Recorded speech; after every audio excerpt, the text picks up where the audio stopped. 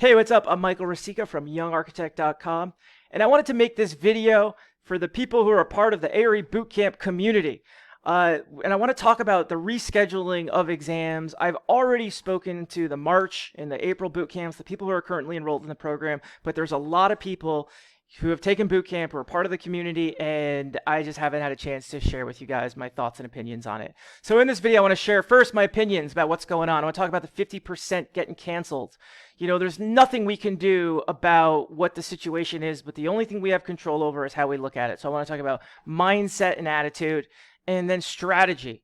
This is going to change how we study for these exams a little bit, and I want to share with you kind of my thoughts and opinions. It's a little bit different than how we did boot camp because we couldn't have planned for this. So we'll talk strategy. Sound good? All right.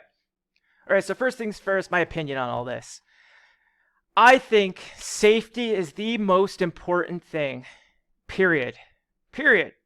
In the situation we're dealing with right now with the coronavirus and the pandemic and all the things, all the stuff, and it's really hard to predict what is happening. It's really hard to look into the future of where we're going to be 2 weeks from now, 3 weeks from now, a month from now, 2 months from now. You know, even the Young Architect Conference got rescheduled to 2021. It's really, and that wasn't until the summertime. It's really hard to look into the future.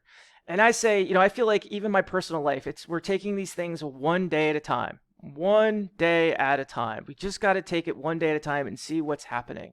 Now, like I said earlier, first and foremost, I think your safety is the most important thing when it comes to taking. I don't want you taking these tests unless you're safe. It's not worth showing up and getting sick over because you needed to show up and take an architect exam. It's not worth it.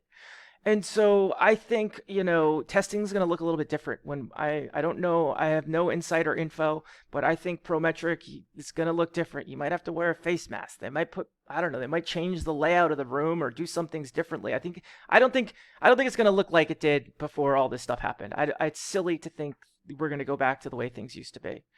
Last part, you know, and I would say if you don't feel safe walking into that testing center and taking that exam, I encourage you not to do that. If you don't feel confident or safe in that situation, I don't recommend it.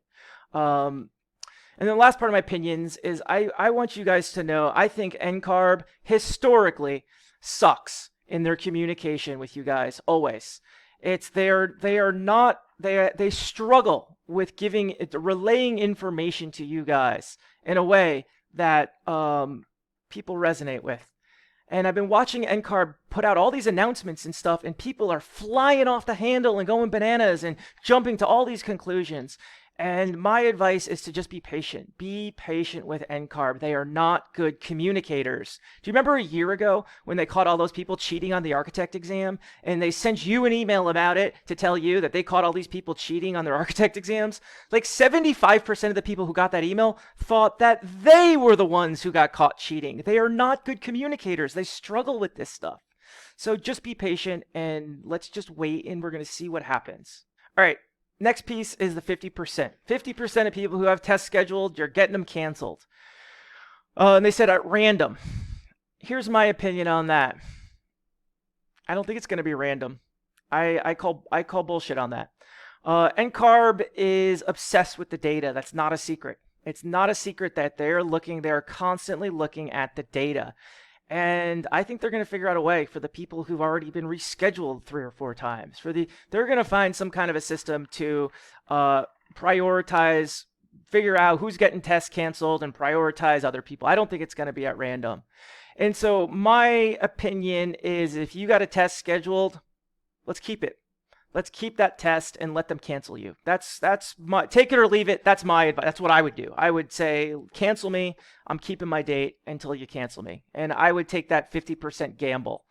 If you don't have a test canceled, or if you don't have a test, if you've rescheduled or you don't have a test scheduled, but you were going to plan, but you're waiting, my advice with that is to get in line. Get in line and let's get this test scheduled and let's get it on the list. Even if you don't get the dates and timing that you want, let's get in line. This situation, it could get worse, it could get better, but I think having that goal and at least having something scheduled. Now, another thing that I will guarantee is going to happen when it does, when they start opening those testing centers, people are going to be rescheduling. Even if they didn't get canceled, that for people that made it through that 50% cut, There's people are going to be rescheduling. It's constantly happening. And so I say, even if you have to take a test date all the way out in the fall, when they start opening testing again, check every day. I would check every day, hoping that, oh, maybe someone might reschedule a test for some crazy reason or whatever that is. And then let's move it closer. Let's move it closer. So that's a strategy I would recommend right now. And then, when NCARB announced this, I logged into this 50%, they're going to get their exams canceled. I logged into NCARB's Community and I posted the question there because I don't know how else to communicate with NCARB. And I asked Nick, I said, hey man, not every single, I posted it publicly. I said, not every Prometric testing centers offer the architect exam. I don't know what the numbers are, but there's a lot of testing centers around America that don't offer the ARE. And I said, has NCARB considered unlocking more testing centers to meet the demands of the candidates? And I don't know if I'll get a response, and I'm sure they've looked at this and talked about it, but I know for a fact that they can open up more testing centers in America to meet the demands. And so I think it's at this point in the game, we gotta just work with the information we have. And, this is what we have. This is my opinions on how to respond to it. And, let's wait and see. This situation could get worse. It could get better. We got to take it one day at a time and see where it gets us. All right, before we talk about strategy and how do we move forward, I want to talk about mindset, because there's nothing we can do to control the situation. The only thing that you have control over is the lens that you look at it through and how we digest this information. And so the first thing I want to say is, first off, we got to be grateful for what we do have. If this is our biggest problem with not being able to take the architect exam, that's awesome, man. Things could be so much worse in life. We could be in such a different place. There are people that are, at this point, we've lost almost 50,000 lives. And there's, it's a weird thing that's going on right now. And we just got to be grateful for what we do have and where we're at. And all of you, if this is an issue for you, you've come a really long way in your lives and your careers. And this is a great problem to have. So let's just be grateful for where we're at. I want to say too, there is nothing else to do right now. There is nowhere to go. There's nothing to do. I know people are working from home, homeschooling kids, but there is no better time to be studying for an architect exam than right now. And I've seen it with the boot campers. There's been an influx. The hours I feel like have gone up. People are working harder. There's more people that are showing up to meetups. There's been like an intensity. ARE boot camp has not slowed down one bit. I feel like it's actually picked up it's beaten harder. It's hitting the books. We're working way harder. So let's take advantage of this time. I know, as frustrating as NCARB is, but let's thank them. Thank you, NCARB. Thank you, NCARB, for giving us this extra time to study. We are going to use this extra time that you gave us to guarantee our success. We are going to guarantee that when we walk into that test on test day, when the time finally comes to take the test, I'm going to guarantee that I got all this knowledge. I've embodied the knowledge it takes to pass this test. We're going to ensure that happens. We're going to make sure of it.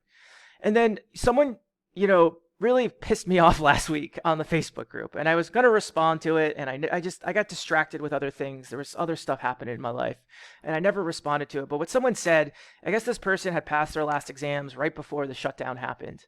And they said, thank God I'm all done. They said, if it was me personally, I wouldn't waste my time studying for the architect exam until testing centers reopen.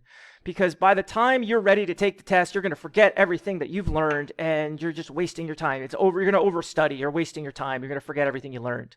And I just disagree. I disagree wholeheartedly. And I get so angry when NCARB and the prep publishers tell you that overstudying is bad. Because if you're going to forget everything that you studied by the time you're ready to take the test, did you really learn it in the first place? Just because you read the chapter, that doesn't mean you've learned it. And, my advice with that is I don't think that's an issue. I think you should be studying to really learn and embody this information and really know it, not just to pass a test, but know it to, have a successful architecture career and to know it long after you're done passing exams so you could be a great architect. So I wholeheartedly disagree with this overstudying is bad. And what I'm actually more concerned about, especially with my boot campers, is burnout. I'm more worried about people burning themselves out than I am about them overstudying and forgetting the content. If they forget the content, then you didn't really learn in the first place. I'm more worried about burning yourself out. And so if you're starting to feel burned out and you've been working really hard, let's take some time off. It's not a big deal. Take a day, 2, 3, maybe take a week off. It's not the worst thing in the world, but let's come back to it. And I would making sure that you come back to it. I'm more scared that you're going to take a week off and it's going to turn into a year and a half. But take some time off. You know, you guys are all working really hard. Everyone is performing on a really high level. We're being tested right now, not just by these exams, by, you know, work from home, homeschooling kids, and just everything that's happening. So it's not the worst thing to take a little bit of time off, but make sure that you've got a strong plan to come back to it, and that system's in place. All right, let's talk about testing strategy. First things first is, for my boot campers, I want to say using the boot camp, using the meetups. The meetup calendars are off the hook. There's a group of people studying for these exams almost every single night after work. I say almost because, you know, I think it was yesterday there was nothing going on in one of the groups, but there were definitely like 10 or 12 things happening. You know, there's multiple study sessions taking place throughout the day. So using that, tapping into the community, studying with other people. It's been, like I said, the group's just intensified. So, you know, using that. My pro practice group, let's talk about this. Pro practice, I would say start looking at the next exam. I am not a fan, and I don't like it when people say, you know, study for PCM, PJM, and CE all at the same time and then just take the tests like 3 days apart. I disagree, because there's so much information that's very applicable to each one. You're essentially trying to capture all this scope and having responsibility for it all at the same time. It's easier to just compartmentalize.